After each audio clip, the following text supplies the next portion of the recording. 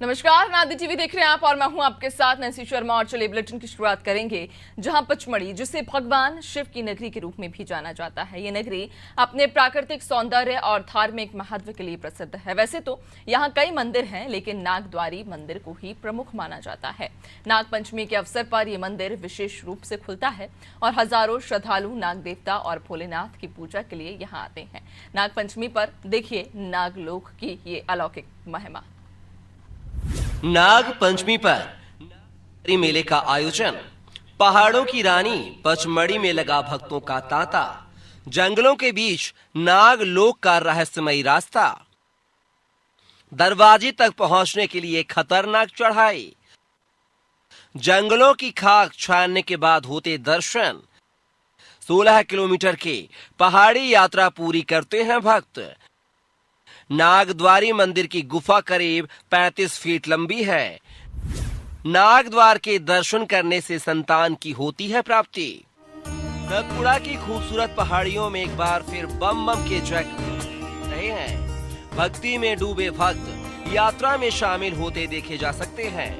दुर्गम पहाड़ियों, ऊपर नीची पगडंडियों, सकरे और फिसलन वाले रास्ते के बाद भी यहाँ पर लोगों का उत्साह और आस्था देखते ही बनती है।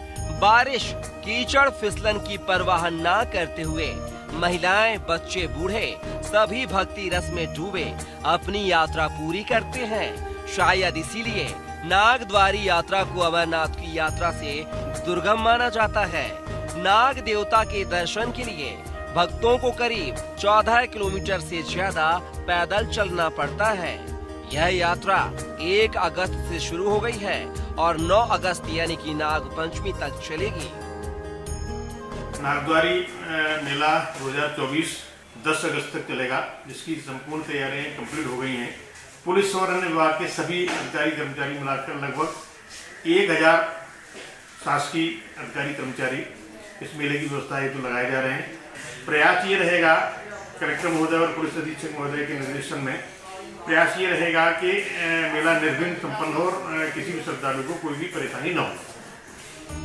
नागद्वारी की यात्रा के लिए दूर दूर से लोग सीधे पचमढ़ी पहुंचते हैं और फिर निजी वाहनों से जलगति तक पहुंचते हैं। यह वो स्थान है जहां से दरअसल नागद्वारी की यात्रा शुरू होती है, या कहें भक्तों की अपने आराध्य तक पहुंचने के लिए असल परीक्षा शुरू होती है। उसके बाद गुप्त गंगा, चित्रशाला, चिंतामन, स्वर्गद्वार और पश्चिम द्वार का रास्ता तय कर लोग नागद्वारी मंदिर पहुंचते हैं और नाग देवता के दर्शन कर मन्नत मांगते हैं। ऐसा माना जाता है यहाँ मांगी गई हर मुराद नाग देवता पूरी करते हैं। नगर से आ रहे हैं, हमारे साथ पोहा कम से कम अभी 9 गाड़ी है। हर साल में हम 2-2, 3-3 गाड़ी पूरी ट्रैवल्स भर के लेके आते हैं।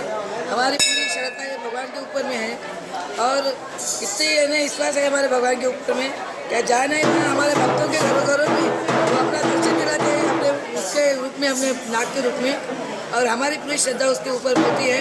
इसलिए पूरा पोहा आके लेके आते हैं। यहाँ पे आके पिछले साल आए थे, पर इस साल उससे हर साल आते हैं हम, पर इस साल अच्छा क्यों लगा कि यहाँ पे सब कुछ सेवा ये मिल रहा है, सेवा हमको खाने को अच्छा मिला। यहाँ हमारी गाड़ी पार्किंग वही सामने खाना है और सब खुश है यहाँ पे आके। और पहली बात तो यहाँ इतना खुशी थी कि यहाँ पे हमको कुछ लेने की गरज नहीं पड़ी, सब ईजी मिल रहा है हमको। और इसके सिवा उसकी क्या बोलेंगे, इससे अच्छा सेवा तो कहीं नहीं मिली। नागद्वार के संबंध में एक लोक कथा प्रचलित है। कहा जाता है कि छिंदवाड़ा की तहसील सौसर के बरडी ग्राम में हेवत राम और उनकी पत्नी मैना राम रहती थी। इनके घर में कोई संतान नहीं थी। दोनों ने नाग पंचमी के दिन नागद्वार जाकर नाग देवता से मन्नत मांगी कि संतान प्राप्ति पर सोने की सींग से नाग देवता के आंखों में काजल लगाएंगी। नाग देवता के प्रताप से उनके घर में पुत्र की प्राप्ति हुई और इस पुत्र का नाम श्रावण रखा गया। बाद में दंपत्ति अपना वचन भूल गया। नाग देवता ने सपने में आकर दंपत्ति को याद दिलाया तो वे अगले वर्ष नागद्वार पहुँचे। नाग देवता जब विशाल रूप में मैना रानी के सामने आए तो वह भयभीत हो गईं और अपना वचन पूर्ण नहीं कर पाईं।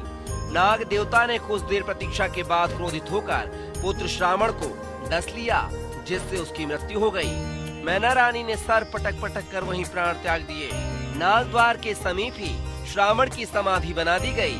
तभी से यहाँ हर साल नाग पंचमी पर श्रावण मेला लगता है, लेकिन जानकार इसे मात्र किंवदंती बताते हैं। पचमढ़ी के समाज सेवी इसकी वजह कुछ और ही मानते हैं। हमारा मेला बहुत बड़ा है, हमारा स्वच्छता में बहुत प्रशासन ने बहुत अच्छी व्यवस्था की है। बारिश बहुत हो रही है, इसलिए इस भीड़ की हो रही है। साफ सफाई में बहुत मेहनत कर रहे हैं यहाँ के लोग। नागद्वारी मेला क्षेत्र का इलाका सतपुड़ा टाइगर रिजर्व क्षेत्र में आता है, जिसके कारण यहाँ किसी भी प्रकार का निर्माण प्रतिबंधित है। मेला समिति अस्थायी तौर पर पहाड़ों पर लोहे की सीढ़ी लगाकर भक्तों के लिए मार्गों का निर्माण करती है, लेकिन सवाल है कि कई पीढ़ियों से चली आ रही इस यात्रा को लेकर प्रशासन उतना गंभीर नहीं है। लोग अपनी जान जोखिम में डालकर यात्रा को पूरी करते हैं। कई बार तो लोगों के गिरने फिसलने से चोट भी लग जाती है। पचमढ़ी से अनादि टीवी के लिए आलोक हरदेनिया की रिपोर्ट।